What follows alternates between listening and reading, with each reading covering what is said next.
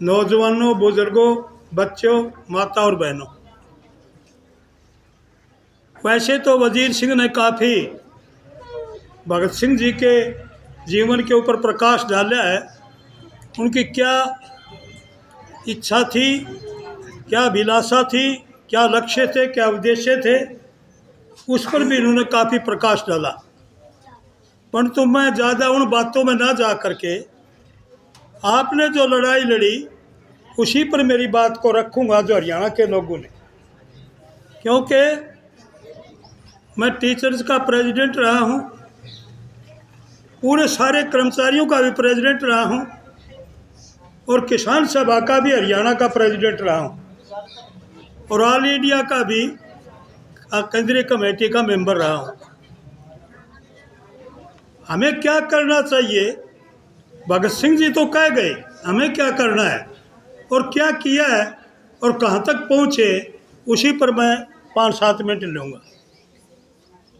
हमने एक टीचर के रूप में देखा, कर्मचारी के रूप में देखा। जब हम पंजाब से अलग हुए, हमारे को लिख के दिया गया कि आपको पंजाब के समान वेतन और भत्ते दिए जाएंगे, हर कर्मचारी को, चाहे वो किसी भी डिपार्टमेंट का था, परंतु वो हमें नहीं दिए गए। हम पंजाब से भी पिछड़ गए और हिमाचल भी पंजाब की सिस्टर स्टेट है, उसको भी यही वायदा किया था, हिमाचल सरकार आज तक भी दे रही है। हम क्यों पिछड़ गए? क्योंकि हमने सत्ता के ऊपर भरोसा कर लिया। सत्ता के नेता और यहाँ तक कहा, क्या वेतनमान की बात करते हो, नोट छप्पन वाली मशीन का मुंह थारा का कर दूंगा, चित्र छिप जाओ, उतना बताइए, इतने वेतनमान दे दूंगा कि सारा इंडिया जो कहेगा कि हमें हरियाणा के वेतनमान दो।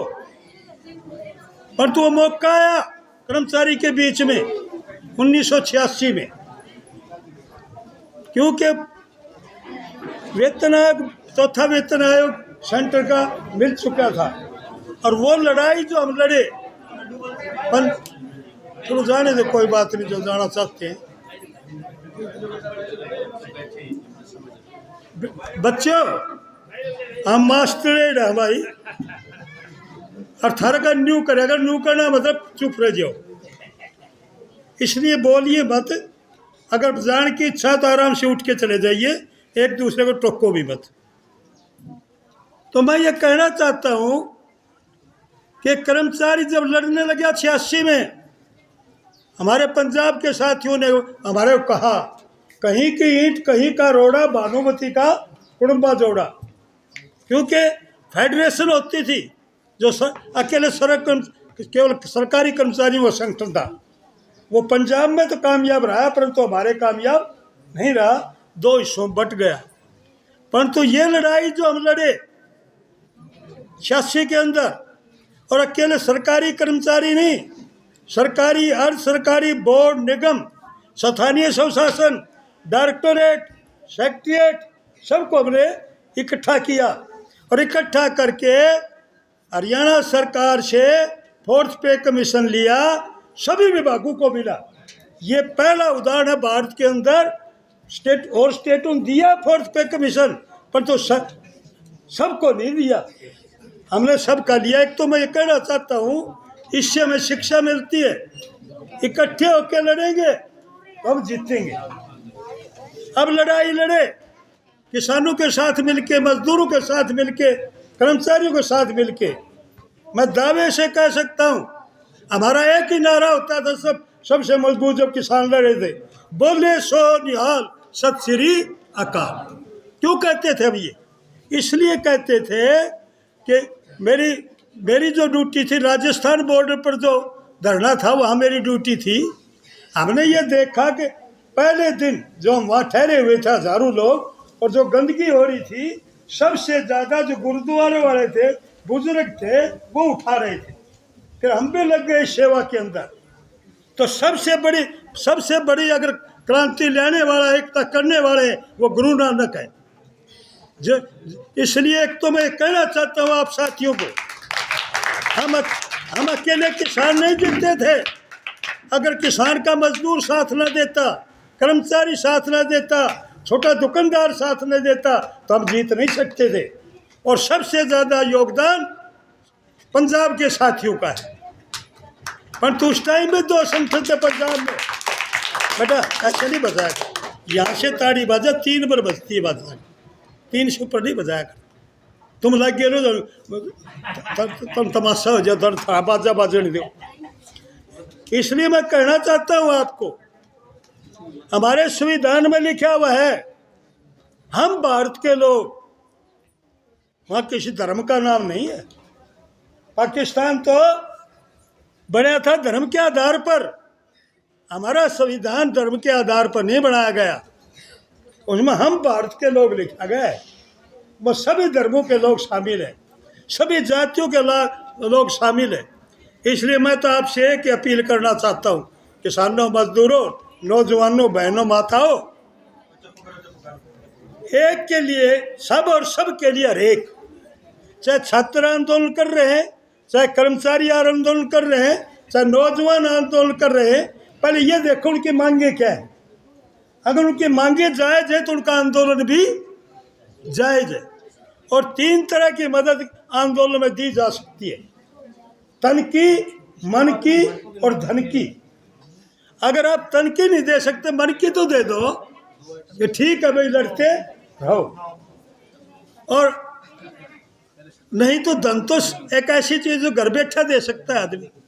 अकेले धन से आंदोलन नहीं चलते, आंदोलन विचारों से चलते, समझ से चलते, योजना से चलते। इसलिए मेरी एक ही अपील है, किसानों से, मजदूरों से, छात्रों से, नौजवानों से, बहनों माताओं से, अपने अपने संगठन बनाइए और उसके इकट्ठे होकर लड़िए। और जो भी आज सबसे बड़ी ज़रूरी चीज़ है, कोई भी देश शिक्षा के बगैर आगे नहीं बढ़ सकता। सबसे ज़रूरी शिक्षा, शिक्षा का मतलब ज्ञान, समझ। जो साथी आपको ये देने लग रहे थे कि किस प्रकार से दिमाग को वाश किया जाता है? मतलब इसलिए मैं ये कहना चाहता हूँ कि आप साथियों को संगठन बना करके, सरकारें आती रहेंगी, जाती रहेंगी, सबसे बढ़िया चीज़ हमारे लिए ये है जनतंत्र। जनतंत्र का मतलब जनता, जनता की सरकार है, राजा महाराजा की सरकार नहीं है। जैसे नेपाल मांग कर रहा कि राजा का राज दोबारा आना चाहिए। हमारा संविधान जनता को सबसे बड़ा मानता है और जनता ही राज लेती है। चाहे अरबपति या खरबपति है कि वोट देने का अधिकार है ना, परंतु वो वोट क्यों रुल जाता है? वो वोट जब रुल जाता है जब हम धर्म की तरफ देखने लग जाते हैं, जाति की तरफ देखने लग जाते हैं, भाषा की तरफ देखने लग जाते, तब वो वोट बढ़ता है। अगर वह ना देखे, अपनी मांगों की तरफ देखे, तो कभी वोट बढ़ेगा नहीं। इसलिए मैं कहा करता हूँ, संघर्षशील कौमों को मिटा दे, यह किसी सरकार में दम नहीं। हर सरकार हमसे है, हम किसी सरकार से नहीं। सरकार जनता से, और जनता के अंदर जनसंगठन होंगे, विभिन्न कैटेगरी के जनसंगठन होंगे, और वो एक दूसरे के लिए मिलकर के लड़ेंगे तो कोई उनको हरा नहीं सकता।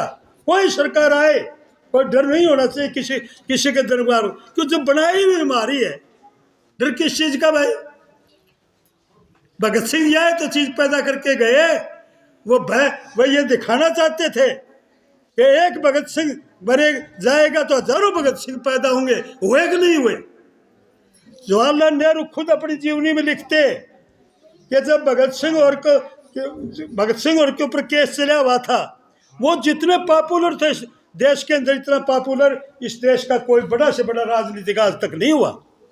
इसलिए मैं आपसे अपील करना चाहता हूँ, चाहे मेरे रिटायर्ड साथी हैं, भाई मेरे तो 22 साल हो गए रिटायर, 23वां साल लग रहे हैं, विकास का होएगा हम। तो इसलिए मैं कहना चाहता हूँ, कोई इसमें उम्र की बात नहीं है ना, कोई ये ज़रूरी है कि भाई आप जा नहीं सकते शारीरिक रूप में, तो मन से नहीं कह दो बढ़िया लड़ रहे हो, लड़ो भाई। और नहीं तो ये कह दो भाई और तो नहीं कर सकता, मेरी आर्थिक मदद तो ले जाओ कम से कम। तो उससे आपको ये पता लगेगा कि इस आंदोलन में मेरा भी कुछ सहयोग है। तो मैं आपसे यही अपील करूँगा कि जो भी लड़ रहे हैं, जो भी जायज़ मांगों के लिए लड़ रहे हैं, आज किसान कितने तकलीफ में है, पंजाब का किसान नहीं मर रहा, पूरे देश का किसान मर रहा है। मंडी नहीं रहेगी, किसान अपने आप मर जाएगा। जब मंडी रहेगी नहीं, जब मंडी नहीं रहेगी, अनाज कौन खरीदेगा? इसलिए मैं कहना चाहता हूँ, अपनी जो जायज़ मांगे उसके लिए इकट्ठे होइए, एक के लिए सब और सब के लिए हर एक। इस रास्ते पर चलिए, जनतंत्र इसको ख़त्म नहीं होने देंगे। अपनी ज़िंदगी में लड़ाई लड़िए। अधिकार कभी मांगने से नहीं मिलते, अधिकार लड़के छीने जाते हैं। जय एकता, जय संघर्ष।